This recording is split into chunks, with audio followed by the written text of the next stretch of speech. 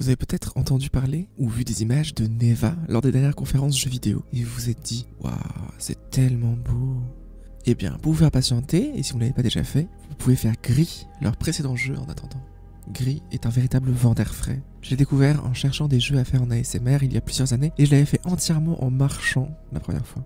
Oui, vous avez bien entendu, j'ai marché pendant tout le jeu. Bon, ça a pris 7h30, le jeu prend 2-3 heures à faire, vous voyez le délire. Bon, je vous conseillerais sans doute pas de faire ça dans vos jeux en général, mais de temps en temps, ça permet de prendre le temps d'apprécier tous les détails d'un titre, de se laisser immerger au maximum dans son univers, que ce soit dans des mondes ouverts ou des expériences plus linéaires. The Witcher 3, Breath of the Wild, Monster Hunter World, Death Stranding, Nier Automata, Red Dead Redemption 2, Gris évidemment, Journey, Abzu, The Last of Us, Bloodborne ou encore Echo. Je vous avoue que c'est un truc qui compte beaucoup pour mon appréciation d'un jeu. Est-ce que le simple fait de marcher à l'intérieur donne envie? Bref, c'est pas le sujet du jour, mais ce sera peut-être le sujet d'une prochaine vidéo. Qui sait?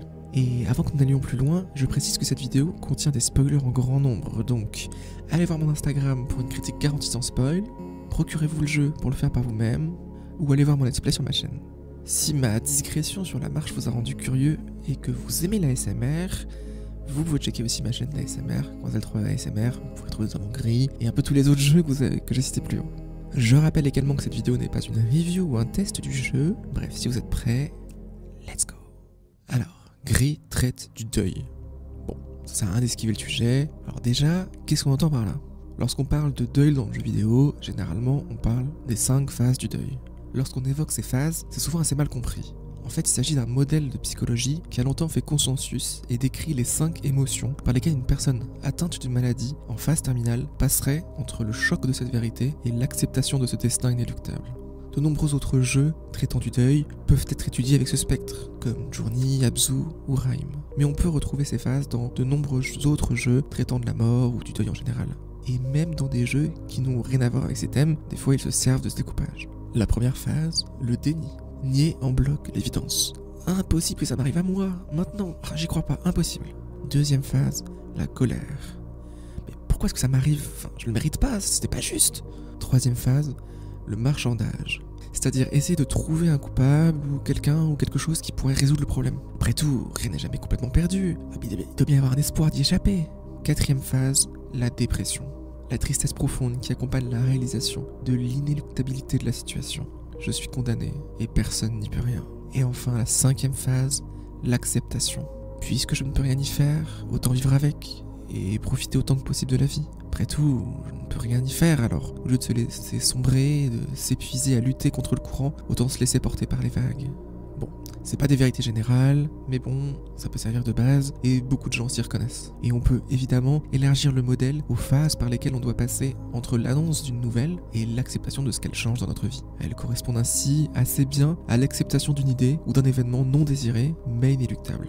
Et Gris peut aussi être découpé selon ses phases, le déni, la colère, le marchandage, la dépression et l'acceptation.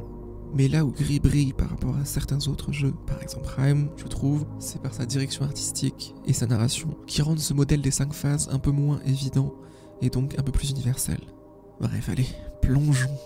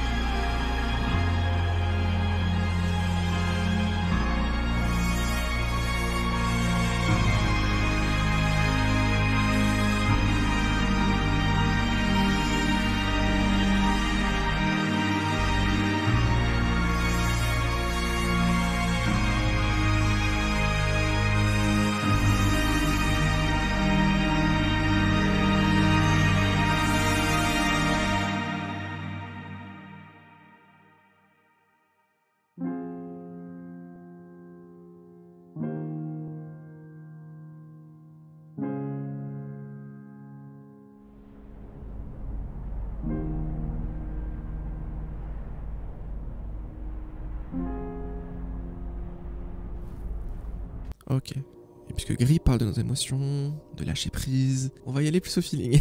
Jusque maintenant la vidéo est écrite, là on va partir en freestyle total. Le personnage principal commence donc avec la perte de sa voix. Il chute alors de l'endroit où il était et se rend compte que son monde est brisé, qu'il n'y a plus aucune couleur.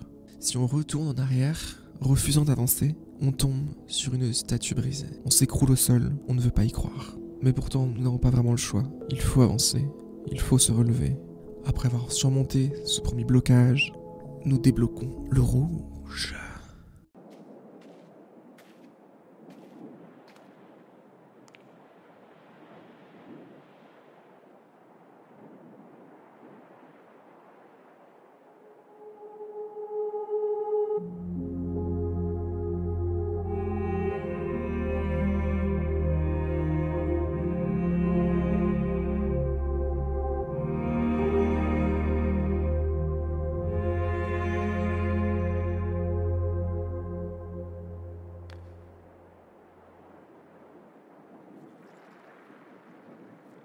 C'est alors toute une tempête d'émotions rouges qui vont déferler sur notre monde. Dans un premier temps, comme une tempête qui nous repousse vers l'arrière, nous empêchant d'avancer.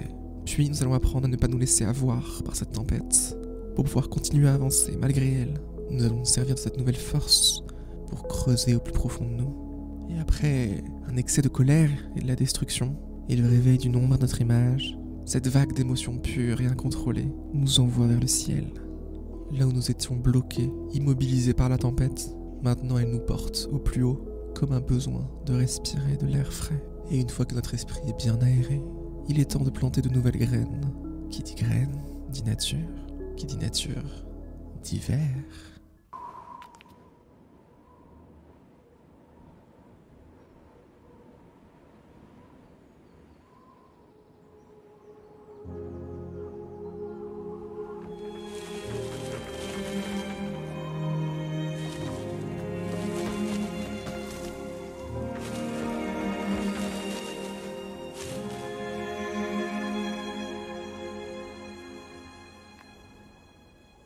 On se promène ainsi en forêt, on rencontre une petite créature, on lui vient en aide pour trouver la nourriture, et en échange elle nous aide à trouver notre chemin.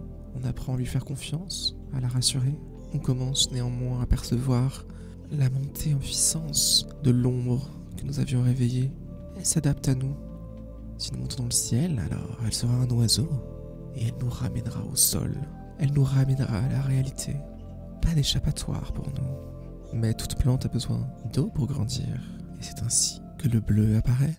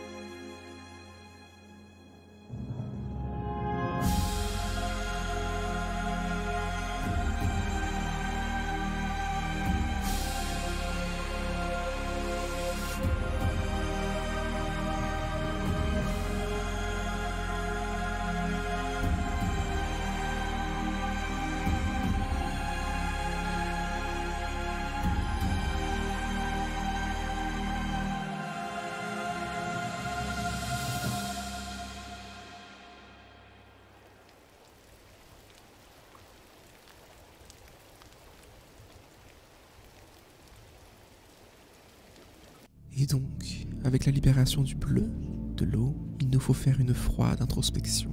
Puisque là où le rouge renvoyait à l'émotion, à l'ardeur de sentiments incontrôlés, le bleu nous renvoie au calme, à une genre de méditation, une introspection. Et nous plongeons donc plus profondément en nous. Plus on descend, moins il y a de lumière. Et pourtant, c'est dans ces ténèbres, où la noirceur est reine, où on est submergé par la toute-puissance de cette ombre, qu'une lueur d'espoir apparaît, comme une lueur dans les ténèbres, comme une lune qui illumine notre nuit sans étoiles.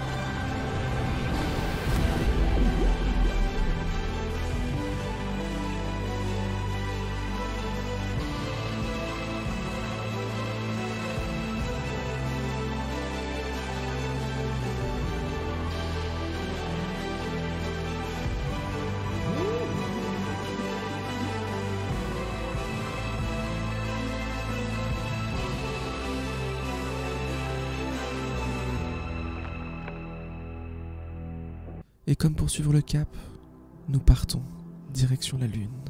Et on commence à rêver, la tête dans les étoiles. On retrouve peu à peu notre voix, notre capacité à faire pousser les plantes, à colorer le monde qui nous entoure, à nous rapprocher de cette lueur, à avoir rassemblé les étoiles de notre ciel, à avoir comme recollé les morceaux, comme on pouvait, mais comme un miroir. Plus nous gagnons en puissance, plus la noirceur qui est en nous grandit également. Et c'est ainsi qu'elle nous force à faire face à nos démons, qu'elle nous force à accepter la vérité.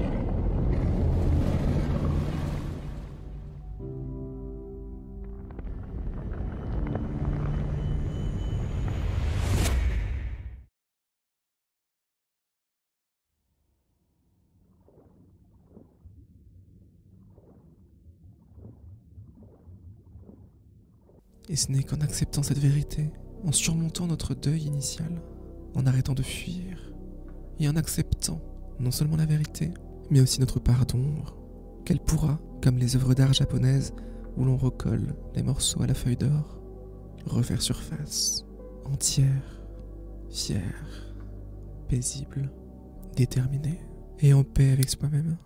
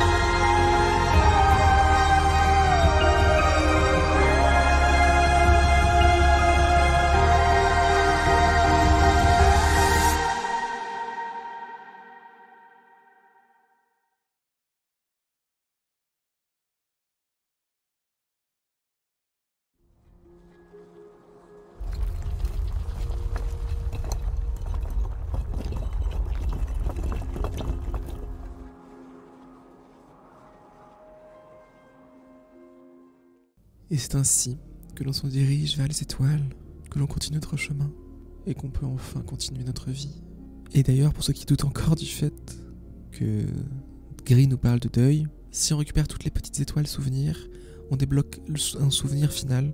Les succès aussi nous confirment les phases du deuil, et donc on accepte que la personne qui nous a élevés, à qui on ressemble tant, qui nous a construites telles que nous sommes, ne soit plus là. Bref.